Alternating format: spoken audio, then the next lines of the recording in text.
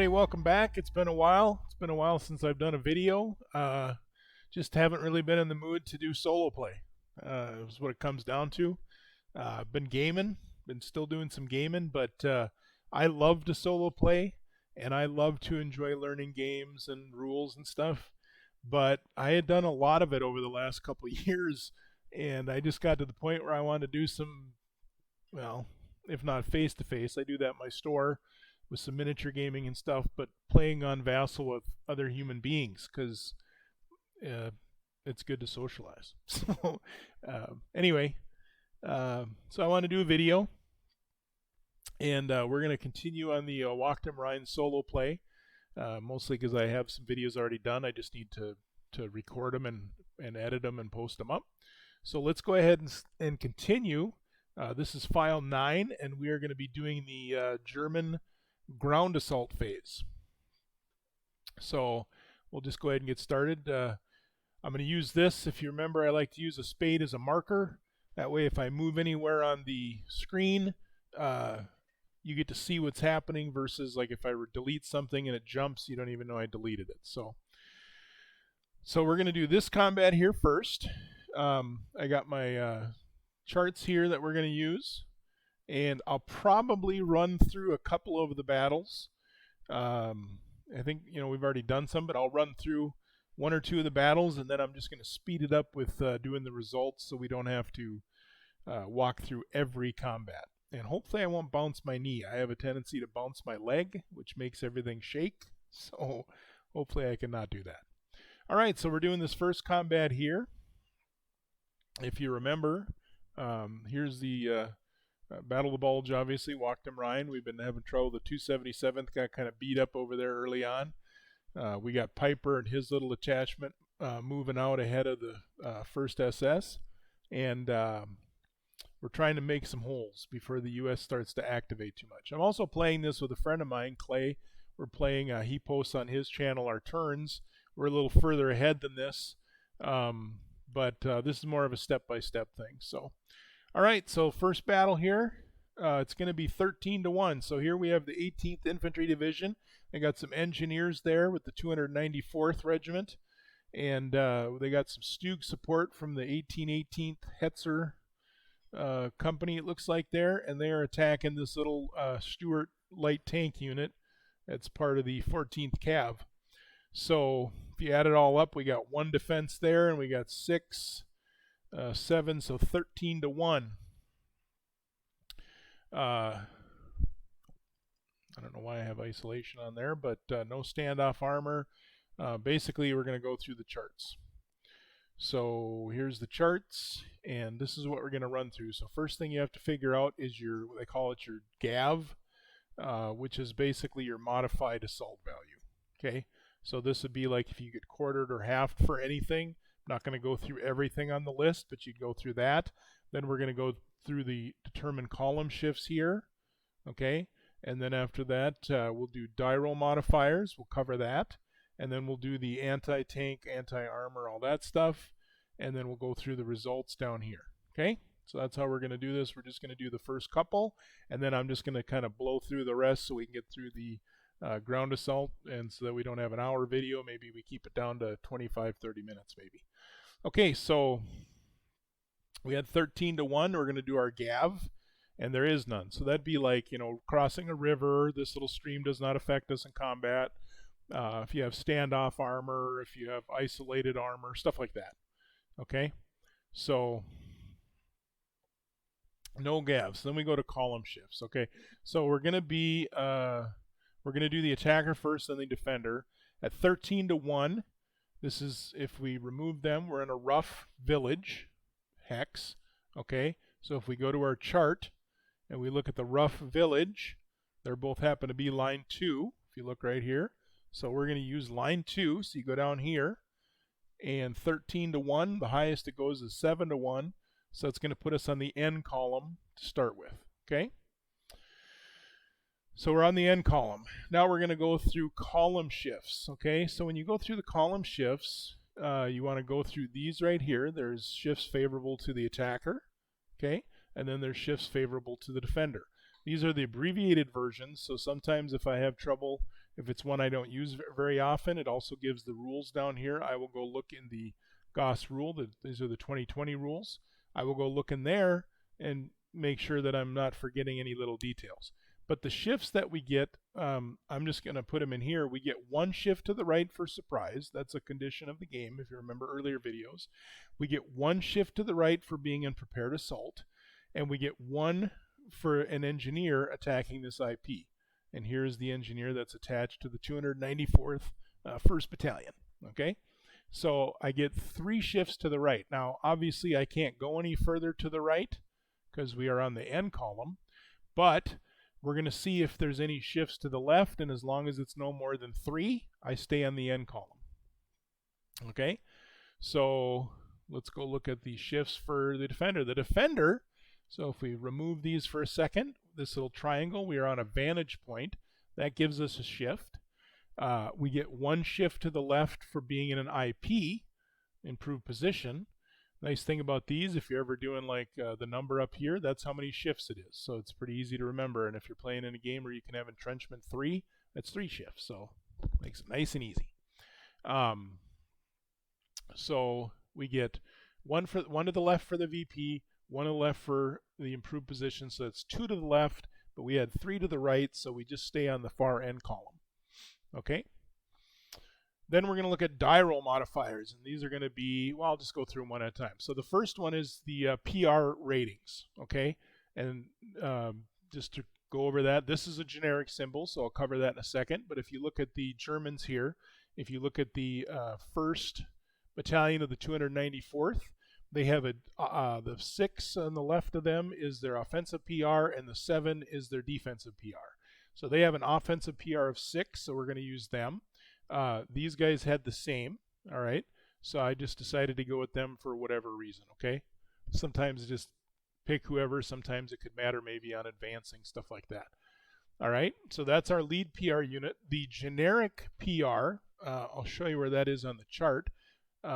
These are generic built-up counter PRs right here, and you can look those up, but the recon or the light armor here gets a generic defensive value of 7.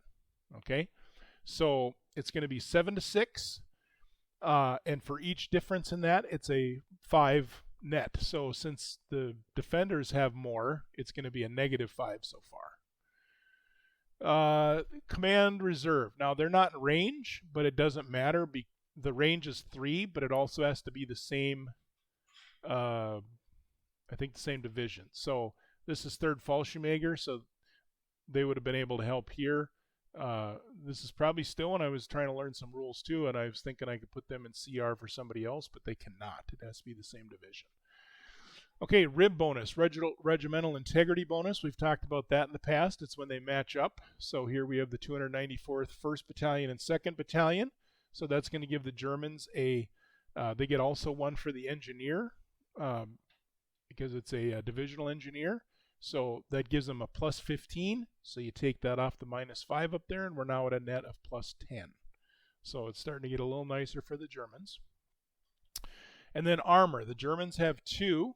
We got this Hetzer unit down here, and if you look at the first number, the 2 with the superscript 2, that's the attack. If they were defending, they'd actually be a 3, because it's a 2 on their defense with a 3 subscript. So it's 2, and if you look at our Stuart tank, since there is nothing on the defense, it's the same attack or defense. So they get 2, so that ends up being a wash. So now we're at a +10. Okay, so we're on the N column with a +10, and I always roll the attacker first when I play solo. So if I forget to say who I'm rolling for, you'll know it's always the attacker first. So the attacker gets an 86, which is going to be pretty nice, and the defender gets a 40, which is going to be probably off the chart. So a 96, because it's an 86 plus the 10, that's a 3-2. So 2 discretionary, or 2 mandatory, 3 discretionary, and I'll show you on the chart here. So we go find the attacker is always on the top, defender is always on the bottom.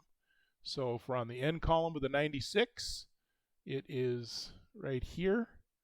So it ends up being a 3-2. A 98 plus is the max, that's a 3-3. So that's where they're at. If you looked at the defender, they're on the N column down here. I believe I said it was a 40 plus 10 would be 50. We had to get a 20 or less to even get a PR check. So that's going to be a big fat no effect for the Allies. So the 3-2, that's going to be pretty brutal. The attacker normally goes first, but there are none.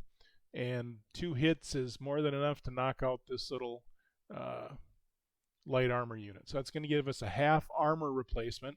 And this is probably one of the toughest things I always forgot when I played, so do not forget. But you got to go up here, and you remember to put your losses. So if you lose armor or infantry, make sure you record. So this would be a half point, so that's going to jump to 2. And whenever you lose, because you get to call these later on for replacements. And I don't know why, but for me that's an easy one that I forget. So don't forget that. Okay, so he's gone. Zoop. And then we get to advance. Okay, so the max we can advance is due to the hits. Okay, and there's some rules on that. But in this situation, you look at movement halts, and there's no movement halts because there's nobody there. All right, so they could advance. There was 2 hits, two mandatory hits, so they can advance 2. Armor could advance up to 4, and the infantry can advance up to 2 max. Okay, so these guys advance. The first hex always has to be the hex where the defender was, and then you follow their retreat path, but in the instance where they're destroyed, you can kind of branch out however you want. There are restrictions to roads, like armor. If you'd have moved from here to here with armor, there's no road going there, and you go into the forest, that's going to stop you dead in your tracks because you're obviously going pretty slow through that. Okay, so that's what we did for their moves. So let's do the next one, and then I'm just going to kind of jump through them so we can get through the ground assault so you can carry along. And then after that will be the administrative phase on the next video, and then I think we're on to the American turn. And this was a project I started last winter, and it's getting to be winter here again, so we're kind of trapped indoors. And it gets dark early here in Fargo in the winter, so we're going to be dark here in about an hour and a half. Basically, I wanted to play a BCS title, Last Blitzkrieg, I think it's called, Wacht Am Rhein, and then I wanted to pick 1 or 2 other, maybe do Ardennes 44, and then I got an old one. It was the first war game I ever bought, Attack in the Ardennes. I was going to do all of those, just do the first day, and then compare them how they look. Like, are they similar? Did we advance similar? All that stuff. So that's what we're doing with Goss. Also, Goss is one of my favorite systems, so I like playing it. And if you see anything I did wrong, make sure you mention it, and we'll try to correct it up if we need to on the next one. So let's jump down to this one here. Oh, and I was talking about movement halts. So just to clarify on a movement halt, a unit must immediately stop if it's moving into a hex adjacent to a movement halt, or subject to a movement halt. A movement halt occurs in any of the cases applied below, and I just put these in here to remind us. When I first started playing, I used to think movement halts were if you could be spotted by anybody, because in this game, excuse me, in this game you have these stop signs. These units can do the new movement halt.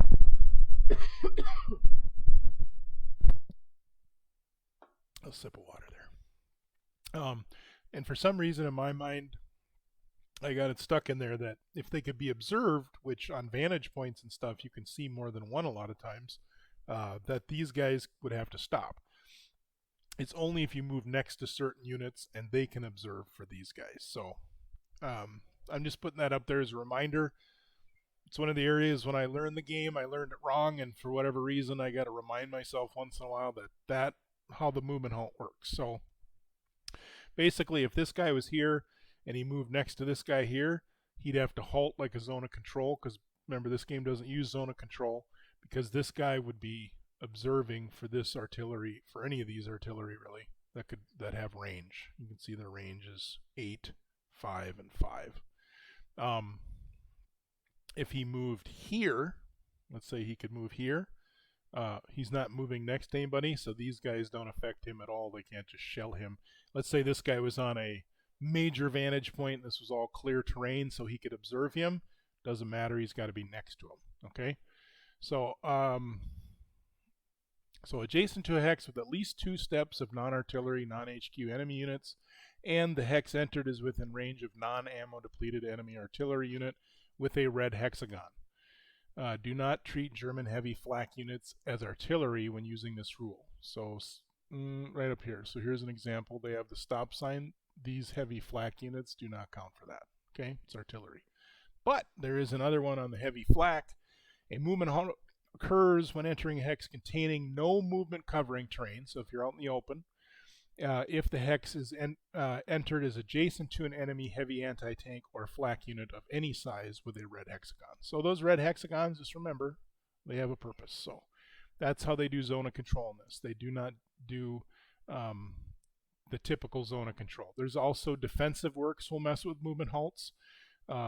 A movement halt occurs whenever a unit moves next to an enemy unit in an entrenchment, fort, or fortified area, not improved positions. So these dudes do not do that, but these guys here would. Okay, or west wall stuff for the Germans would stop Americans. Okay, because that's considered a fortified hex, or fortified area, I think. The terrain in the hex entered and the number of adjacent enemy steps have no effect on this, exception 1. Units subject to an overrun do not generate movement halts against the overrunning units, although other hexes containing enemy units may still generate a movement halt, and commandos may attempt to move through hexes containing movement halts. You have to make a roll, so you have to look up the roll on that. Forts do not require a unit to be in the hex. The fort itself generates the movement halt. So any of this west wall stuff that hasn't been destroyed would generate a movement halt moving next to it. So that's going to slow things up. Okay, so let's continue on. We got the next ground assault right here. We got some artillery shifts, so let's take a look at the stats. All right, so it's 14-4. So we got this guy under here. He's a beat up battalion of the 2nd Battalion of the 422nd Infantry Regiment of the 106th Division. And he's being attacked by this stack of the 18th Infantry Division. So they got an infantry unit with some armor attached to it, and they got another infantry unit, another battalion with some engineers attached to it, but they have an artillery shift. So let's see how this goes. So it's 14-4. There's going to be no GAV modifiers. And if you go through that GAV chart, just so you know, these usually do not come into play. Okay? It's usually fatigue. I'll just run through it real quick. Ammo depleted artillery, two reasons to have, artillery stack with non-artillery unit, defensive on-hand supply, fatigue 1 and 2, leg units attacking into and out of marshes, over bridges. You got mechanized units, standoff armor, no combined arms. That's just a few of them. All right, 3 steps reduced to 1 step. You get the half. So like if this guy was down to 1 step, each of those numbers are half. So it'd be 226. Okay, so there's none of those. So it ends up being 3.5-1. And if you remember on previous videos, I do a roundup rule that I learned from some of the other players that play it, and I kind of like that. But if you're playing the game, there is no roundup rule, technically. Okay? So it would be 3-1, but in this instance, you roll, and we have a 50-50 chance, since it's 3.5, to see if we can jump to 4-1, and I roll a 44, so we're going to be at 4-1. They are attacking in the forest, which is going to be line 3. So then we get back to our chart over here. So if you see right here, line 3 is forest. So that's going to be this line here. And at 4-1, that's going to put us right here on the J column. So line 3, 4-1, J column. So that's where we're going to start based on our odds.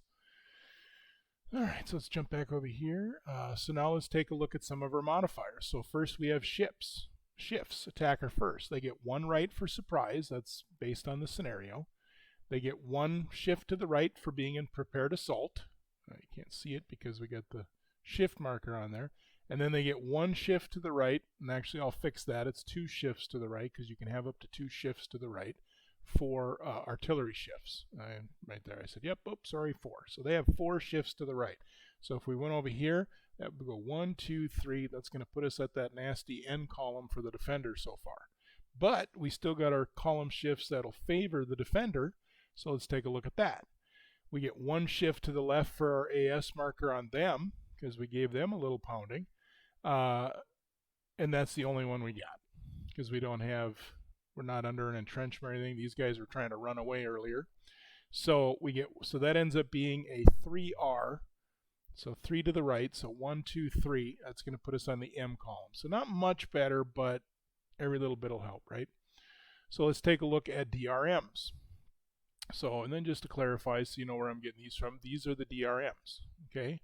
It's going to be your proficiency rating, if there's combat reserve, your regimental integrity bonus, that's the RIB bonus, and then armor anti-tank.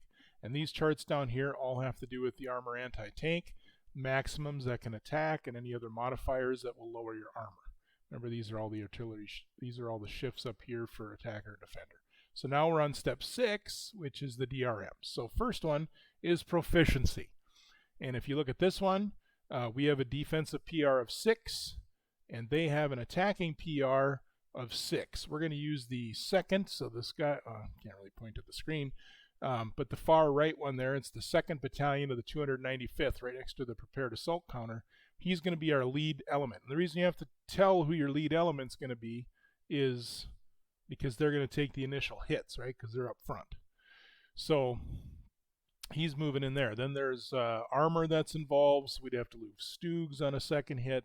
And then engineers, I think, are the third option because we use their modifier against, or no, we did not use a modifier. So you wouldn't have to lose the engineers. You could go from there. So anyway, 6 to 6, that's a wash. Nobody gets a bonus for that. Normally the Americans get a little offset for that, but it has been working.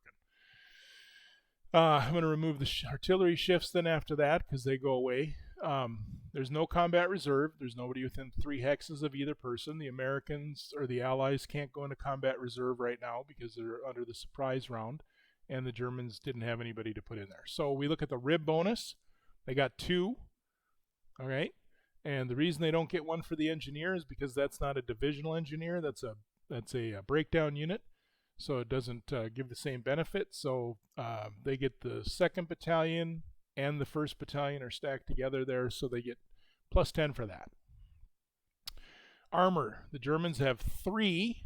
All right, so we got that, looks like a Stug silhouette there. Yep, and it says Stug right on it. They have a 4 with a 3 above it, so that's the attack. They'd be a 4 on the defense. So they get 3 armor, and if we look over here at the Americans, we get a 0 in our defense. So they got 3, but there's going to be some modifiers for that, okay? So if we go over to this chart right here, we got to look at the terrain, okay? And the forest, or bocage, or rough 2, which is no rough 2 on this map, or bocage, I don't think. So forest is going to be a -2 modifier, so that brings our armor down to 1. And then if you look, that's the max you can have in the forest is 1 armor point anyway. So even if I had a Panther there that had a armor of like 6 or 7, I don't think they go to, maybe they do go to 7. If I had a 6 or a 7 sitting there, it's a -2 modifier, but then I max out at 1 anyway. All right, so doesn't you know? I mean, they're still good to use for attacks and stuff because they can break through a little easier. They add a lot of firepower. You get armor that you wouldn't have. The other thing to watch for, and this is where the Americans are doing okay right now, is you get a -1, an additional -1 for the entrenchment. So if you're in an IP in the forest, it's a -2 for forest and a -1 for the entrenchment, and then you still have to look at the max. So if these guys would have been in any kind of defensive entrenchment, improved position, entrenchment 2, or anything like that, it would have nullified the armor. But it did not, so they end up with 1 armor point, which ends up being a +10 because it's not in open terrain.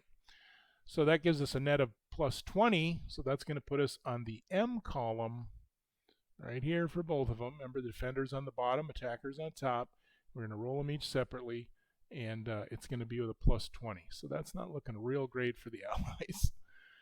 All right, so the attacker gets an 81. That's going to be a 101, and a 65 is going to be an 85. Pretty sure that's not going to do anything. So yeah, I put on their Germans are rolling much better than their pre-dawn attack anyway.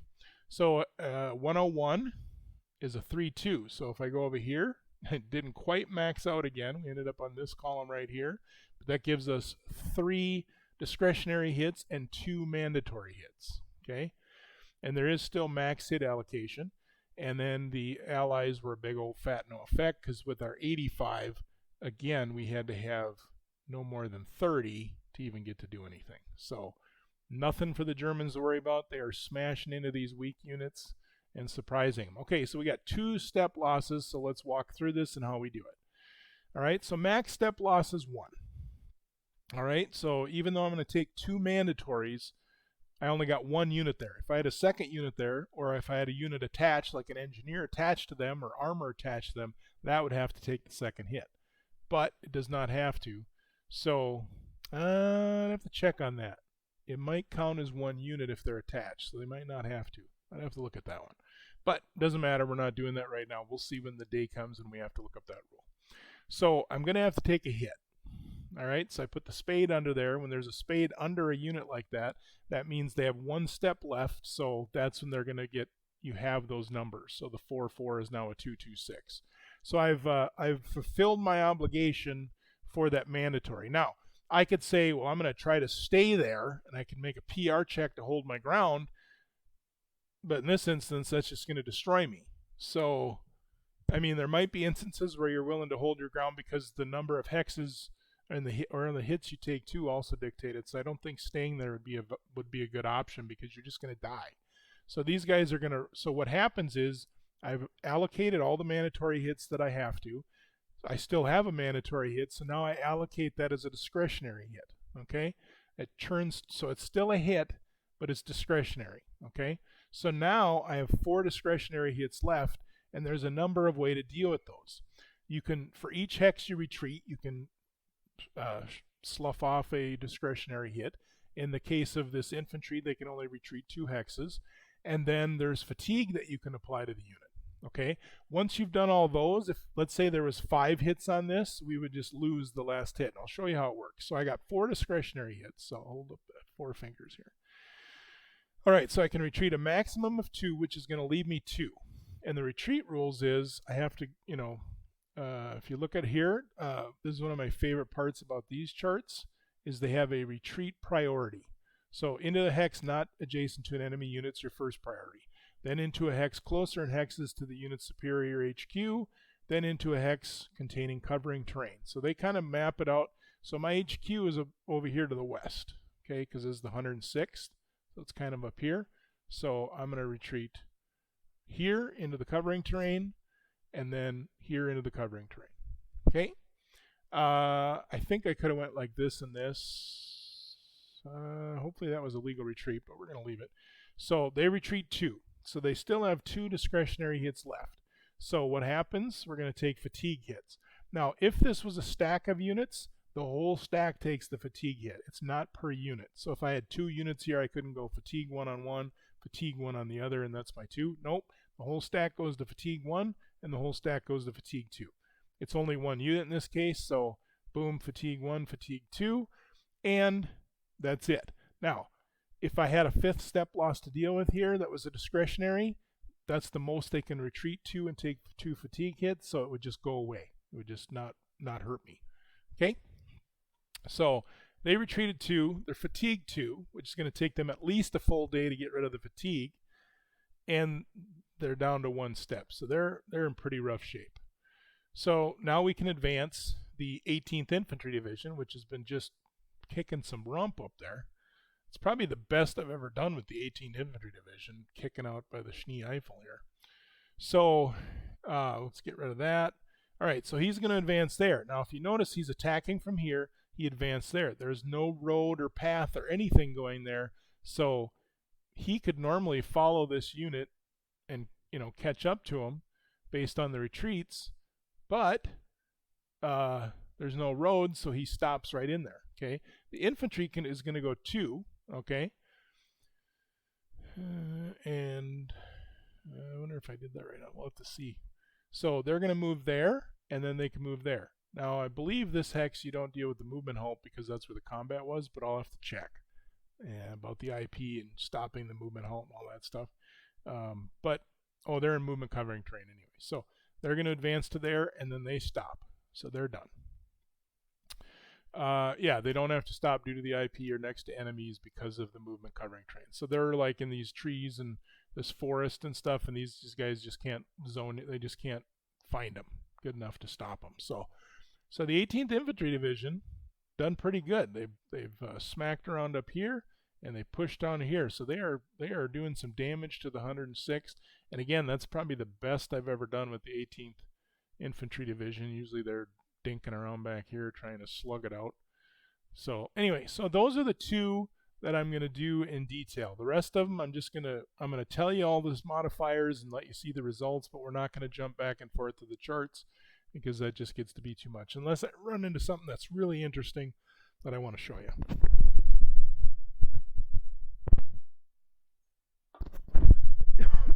Excuse me, got a little dry throat there, tickle.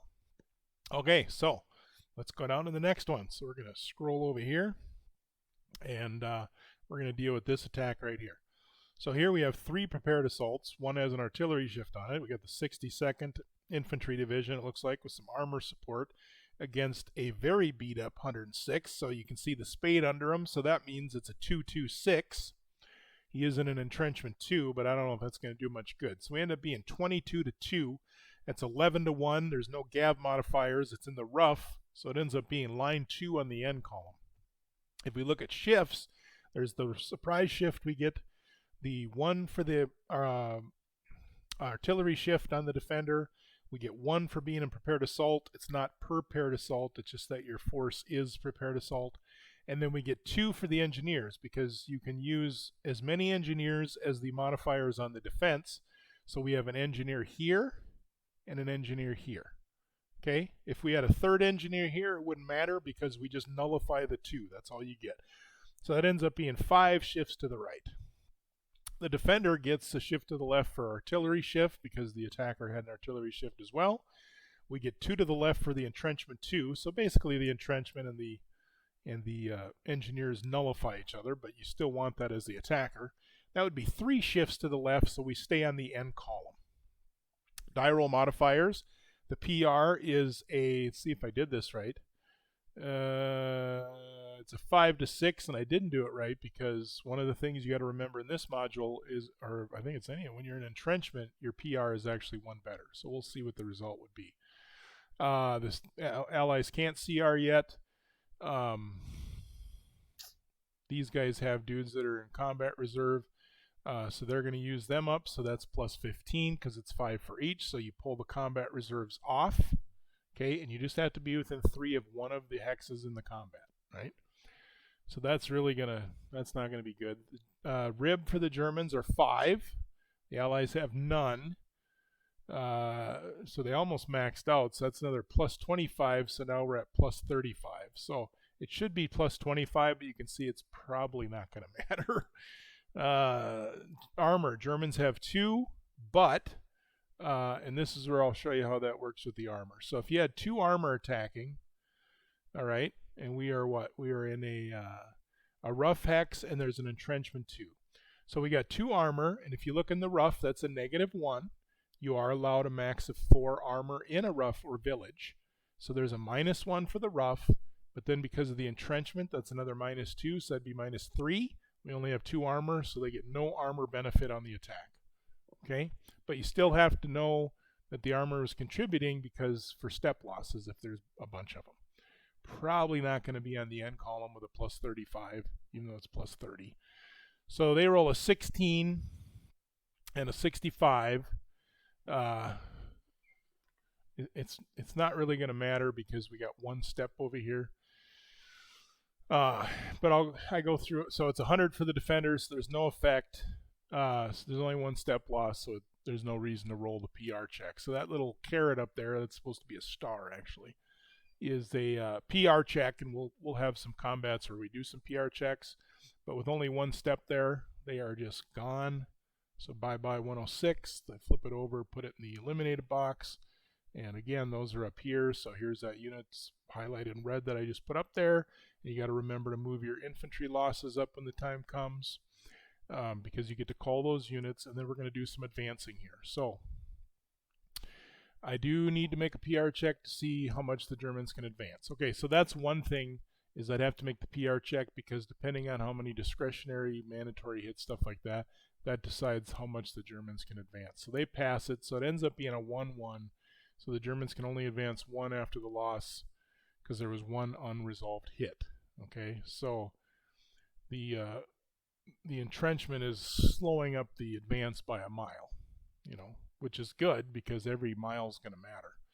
So we'll advance these guys. They move into there. The armor's going to move up this road. We got an engineer moving up there. And we're going to leave it just like that. Okay, so now let's get down to the next one. We got this battle over here. Looks like we got a 1-step loss on this guy, so he's going to be a 6 in an entrenchment. He's getting hit by some mixed units, the 116th Panzer, who is right on their command boundary here. Ends up being a 25-4, so it's a 6 1/4 to 1. We make the roll, we don't make it, so it's a 6-1, and you get the best terrain, so we're in forest. So line 3 on the L column. There's no Gav modifiers, so we do the shifts. We get 1 to the right for surprise, 1 to the right for the artillery shift, 1 to the right for prepared assault, so that's 3. And and then also had 2 engineers, an engineer there and an engineer there, so it ends up being 5. And then they get 2 to the left for entrenchment 2. And so it ends up in the N column because we have a net of 3 more shifts to the right, so that's the max is the N column. So the poor Americans are just getting overrun big time. DRMs, the German PR is a 7. I did the PR wrong again there. Defensive PR should have been an 8, so it should be a -5. There's no combat reserve. Rib, Germans get 5, Allies have none, so it's +25. Armor, so we're using the Zand, we have to declare as, so we have Zand 1 and Zand 2 and Zand 3, I think. So Zand 1 is going to be our lead unit down here in the south. He gives us, if you look at his subscript there, he gives us a 6. And this is a 0. So that's going to be, in the forest is a -2. And the entrenchment's going to be a -2, so that leaves a total of 2 armor points left. But if you remember in the forest, we can only have a max of 1 armor. So we have 2, but only 1 gets to work. So that gives us another +10, so it should be +30, but it's +35, but it's really not going to matter. So they did roll a 3 to an 87. So the 3 again is a star 1-1. The 38 or the roll of 122 for the Allies is no effect. Oops, I don't know why I'm hitting the undo there. Okay, so the Germans end up with a star 1-1 with a 38. PR check for the Americans, they fail, so it's a 2-1. So we got 1 mandatory, 2 discretionary hits. Well, we only got 2 hits left, so we're going to have to take the hit and then run. So 1-step loss, so we put the spade under there, and then we got 2 discretionary hits to run away. So we got to run depending on where enemies are and towards our HQ, which I believe is down here. Okay, 28th is super spread out, so we go north. We're gonna. Oh, sorry, I moved the spade. We're going to go northwest here, so we're right here, okay, because of movement covering terrain, and we can't move next to these guys here because that'd be bad. So we go up there, and then we're going to jump over this little creek that way, so we're heading towards our HQ, okay? So that's the retreat path, and then these guys can advance. Now there's a slight problem. Their command operational zone is right here, this line right here, and down to here. Now, if you remember in an earlier video, I was like, oh, that's kind of what I came up with for that area. Probably not super brilliant, but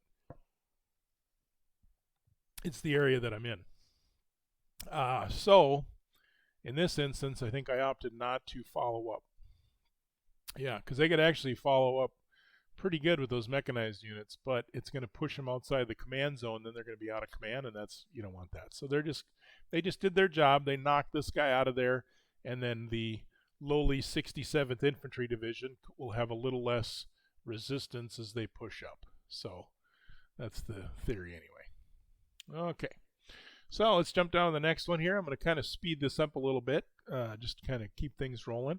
We end up with a 9-6, so it's a 3-2. This river here is messing with us. We got some guys that are cut in, that's where we actually had a Gav thing where they're cut in half. I should have had some engineers helping send them over because then I wouldn't have that problem. So it's 3-2 on the forest. So that's going to be an F column. So here we got a chance at maybe doing some damage as the Allies. So shifts, we got 1 right for surprise, prepared assault, and 2. So we end up with 2, and then we got 1. Sorry. Then we got 2 artillery shifts, and we have an engineer down here that's offsetting 1 of the entrenchments. So that's 5R. And if we look at the Allies, they have 2 for the entrenchments, so that's a net of 3R, okay? And so that ends up on the J column. So we're not all the way over to the N column for once, but still, J isn't that bad. DRMs, PR is 7-6. We're using this guy down here, I believe. Yep, the Fusilier unit. 7-6. Again, I forgot about the entrenchment helping out the PR. What do happen? So rib is 3 for the Germans, 0 for the Americans. So that's a net of 15s, or 15 more. So that's a net of +10. And there's no armor, so it'd be a +10. Should have been a +5. So that we're just going to play it out how I rolled it. 11 to 35. We add that up. I put on here the dice have turned against the Germans. So 21 is a PR check, and a 45 is a discretionary hit. And just for the heck of it, let's go look. Instead of a 21, what's a 16 on the, what column were we? We're on the J column. So a J column with a 16, it ends up being the same effect. So that's what I've said in the past. Again, we don't want to be sloppy, but there's there's ranges in here. So the fact that we missed the additional -5 did not affect anything. And we can even look at the Allies to make sure a 45 would have been a 40. So the J column, that would have been a little different. That would have been a *1, but we're just going to roll with it and not worry about going back and fixing stuff. So now we do the PR check for the Allies. They fail, so now it's a 1-1.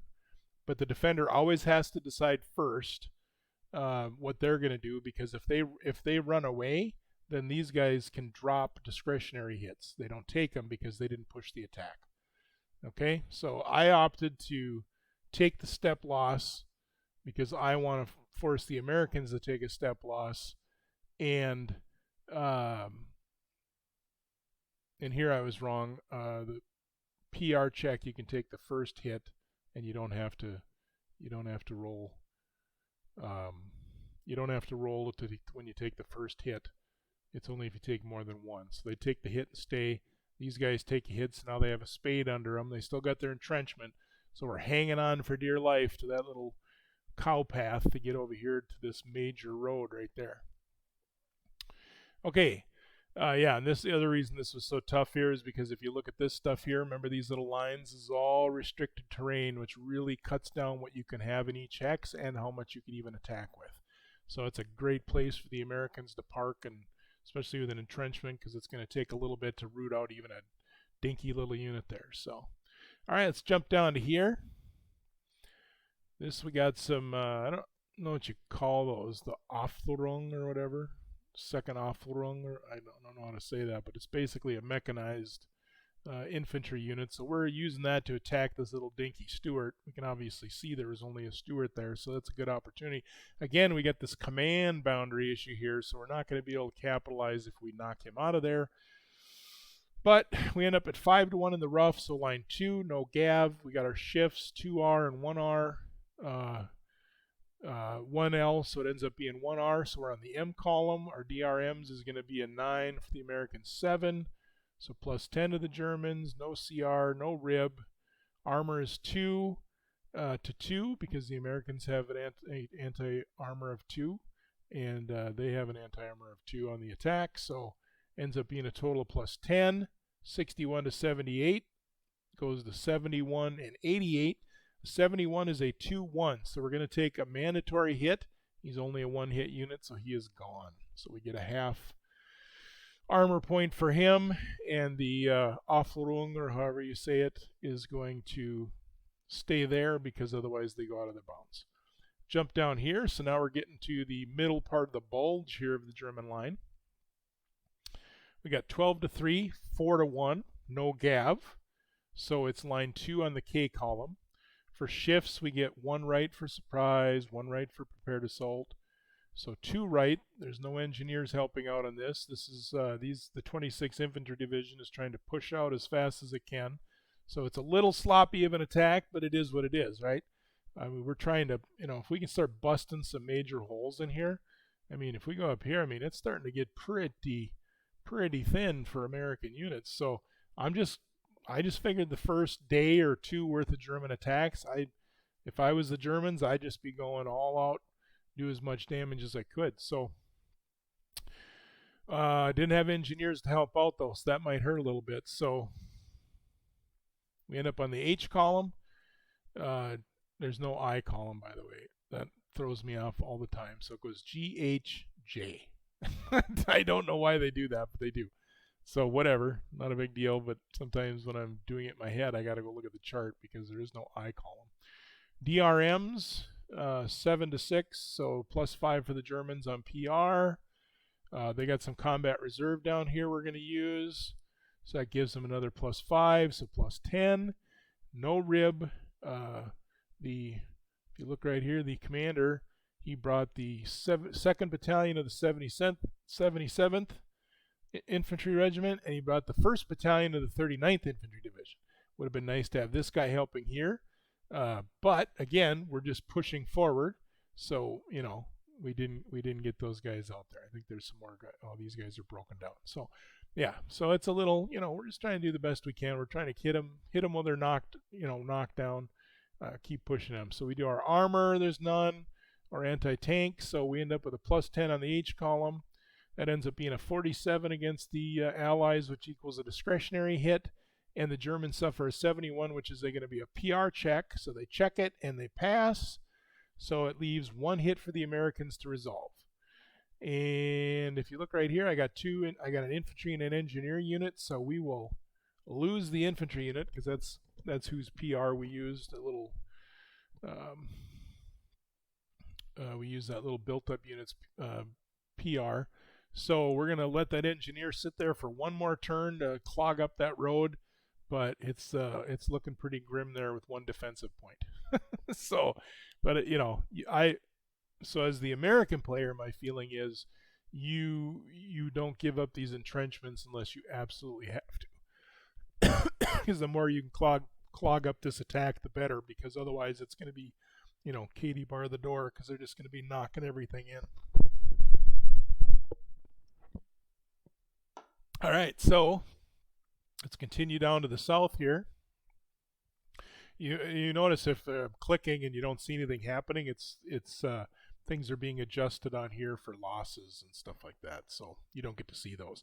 On the new map that they're working on, that we're playtesting in our other game with Clay and I, way up here to the left, all those charts are on there, so as you do it, you see it moving and stuff like that. It's not necessary, but it's nice to see when you're the other player that, and mostly like what we're doing is making sure we each don't forget, right? Because it's easy to forget with all the rules. So, okay, so here, this is a rare tactical assault. I don't do very many of them, but they were probably 2 hexes away, so they had to move up there. But boy, it would be nice to smash a hole right here because there is nothing. There's some artillery up here and an HQ. I guess I can't really hover over that and look, but I'll forget. And there's some dudes down here that are going to get hit, but I mean, this is starting to be a pretty nice looking hole right there on the U.S. line, isn't it? So we decided to chance a tactical assault. We know there's only 1 unit there, so let's see what happens. So it ends up being 9 to 2. There's no Gav modifiers, so 4.5 to 1. We roll a 34, so we get to bump to the 5 to 1. So that's line 3. So it's the K column because of the forest. Okay, so shifts, we get 1 right for surprise, and now we don't have our prepared assaults. That's valuable because you can attack with multiple hexes on a prepared assault, plus you get modifiers, but that's fine. We want to knock this hole. So we get 1 left for defender in a vantage point, so it ends up being 0. So they get 1 for the vantage point. If you look right there on Hoscheid, or however you say that, they get 1 there, and they got 1, so it's a wash. And then DRMs. It's 6 to 6. We're going to use the 2nd Battalion of the 14th Infantry Regiment there of those Fallschirmjäger. So 6 to 6 is a wash. No CR, no combat reserves anywhere to help them out. They're getting out there ahead of the 5th Fallschirmjäger, but I mean, this is going to be great if it goes good for us. So there's none there. There's rib bonus, none, because apparently the only 2 regiments I could throw up there or 2 battalions. I had a 2nd and a 3rd battalion, but the wrong regiment. So hopefully this guy did not move, and I dorked out there. Who knows? So, and there's no armor. So this is a pretty basic attack. We're on the K column with no modifiers. Now, that being said, I mean, that looks pretty decent for the defender has to roll a 50 or less. The attacker has to roll at least a 5, right? So he's probably going to do something. It just depends on how good the defender does. So we roll it up. We get a 48 and a 12.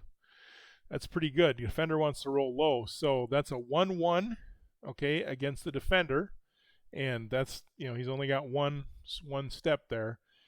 And he did a star 1, so he's going to do some damage on his way out, which is important. But let's see how that PR check goes for the Germans. They fail it, so now we have a 1-1. So they have a discretionary and a mandatory hit. And they got to do it first, okay? Now, if this was on the attacker, it's a mandatory, and on the defender, they suffered a mandatory and a discretionary. So even if I were to retreat, they still suffered the mandatory hit. That doesn't go away. But the discretionary one would. So if there was more than one step there, that would change what I maybe want to do.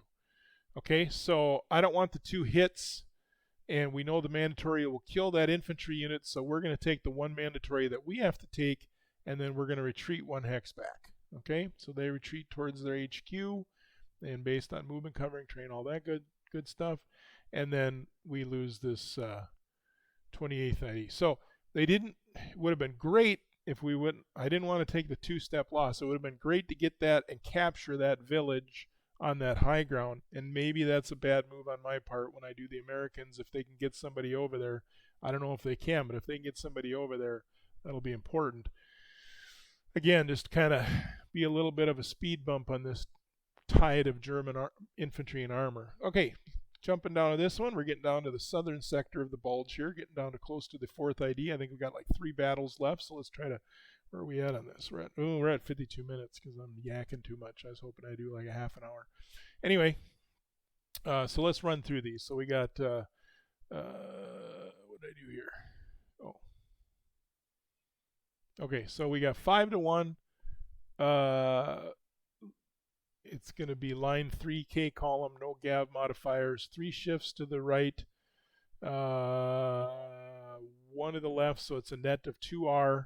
So we're on the M column. DRMs is a wash on PR, no combat reserves. Germans get +10 for rib, and nothing for armor anti-tank because I think it's all infantry on infantry. Yep, Fallschirmjäger and some anti-tank against infantry and engineers. So we get a 45 and 11, or sorry, 10. That little 1 always gets me. So that ends up being a 55 to a 20. So that's against the Americans right here. That's going to be a star 1-1. Okay, so they're going to take 1 mandatory hit, and then we'll see how the PR check goes. They pass that, so it ends up being a 1-1, and then it's a 1 discretionary hit to the Germans. So the Germans have to decide first. I might have done this wrong. I said they had to try to hold. They failed, so then you have to retreat and take a step loss. I think when there's only 1, they don't have to. I'll have to check that. For some reason it's a mind block for me. So if I did that wrong, what happens is the Americans then would still lose a step loss for the mandatory, and I let them keep the ground here for the discretionary, but I'll have to go back and see if I have to fix that one. Because, let's see, I'm not going to do it live, but they do have a little thing up here with what you do, resolving discretionary hits and stuff like that. So I'll read through it and see, and I'll correct that if I need to correct it, and we'll just move on. So we got this big attack here, and we got this attack here. Germans are trying to push on the 4th Infantry Division here with some armor backup. So here's an example where I forgot this guy. He would actually adjust. He can't attack anyone, so that's going to come off. Um, so I removed that PA because it has to come off because there's no one next to him to fight. So we got all this stuff here. So we got the 276. They got some divisional engineers, some anti-tank in there, and some infantry, and they're attacking some armor, some armored infantry, and some recon. And they are in an improved position. Okay, so let's see how this shakes out. It's 22 to 6. There's no Gav, so it's 3.67 to 1. Roll the dice, fail. So it's 3 to 1. So we're on the H column because of the forest. Shifts, we get 4 to the right. We get the engineer, artillery shift, prepared assault, and surprise. And the Americans, they get 1 for the IP, 1 for friends, so that's a total of 2, but still moves us 2 more to the K column. PR is 6 to 7 in favor of the Americans, so that's a -5. There's no combat reserves. Rib, the Germans are going to get a big old 5, so that's plus 25, so that's a net of plus 20. Armor, the Allies have 2 armor versus 4 anti-tank. I'm sorry. Did I do that right? Yeah, they have 4. Okay, so it ends up being nothing because the attackers actually have 4 anti-tank.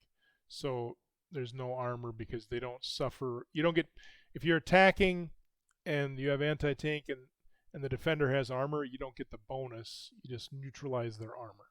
So it ends up being a plus 20. So the Germans get a 12. So the dice really turned on them. I mean, they should just be smoking everything in this area. And the Allies get a 26. So that ends up being a 32, which is still 2 discretionary hits. And the Allies get a 46, which is no effect. So they'd end up with 2 discretionary hits. And we're going to find, so I'm always learning with this game because this is bad that I have no way to retreat through except for woods, right? So the IP isn't an auto pass, so I have to make a test if I tried to hold. And if I fail that, you still have to retreat, plus you take all the hits. So I'm going to retreat. But then the problem is both of the armor can only go 1, and that's going to cost me a step because part 4 of the steps is if part of the retreating force retreats enough hexes to fill all discretionary hits and another part cannot. Okay, so we have 2 discretionary hits. So this infantry is going to be able to run through there, but the vehicles aren't.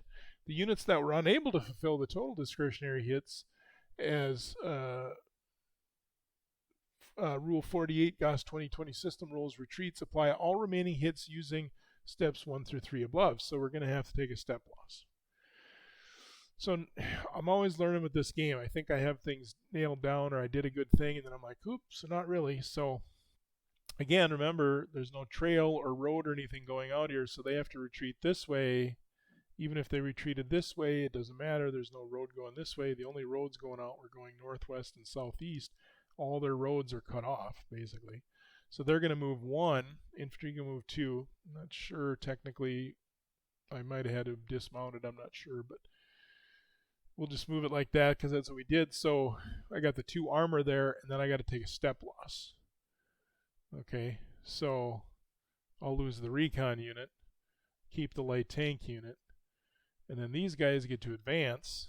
They're all prepared assault. Now, the one thing that's good is they advance there, and then they're going to have to stop because, I'm in the way. But I did take step losses for that, so it was kind of costly. All right, now we're down here. We got this attack going on here. The city of Echternach, I think is how you say it. So last one, it's 8.5 to 2 because the river's giving me some issues with Gav, so it ends up being 9.25 to 1. Still pretty good, just have, because we only got the one guy there. So it's line 3 due to the town, so it's N column. We get 1 for surprise, 1 for PA, so it's only 2 to the right. They get a vantage point, 2 to the left for the entrenchment, 2 to the left for adjacent friendlies because there's attackers next to them. So that moves us to the K column, so we're feeling pretty spry. It's a 7-7. I actually remembered the entrenchment that time. I'm not sure why I remember that. We're going to lead with the Fusiliers for the Germans to give them our best chance. There's no combat reserves. And the Germans have 3, the Americans have 1 rib, so it ends up being a +10 to the Germans. And there's no anti-tank or armor, so we're at a K column +10. That's a really good roll for the Germans at 98, a 47 for the Allies, so it's 108, which ends up being a 3-2.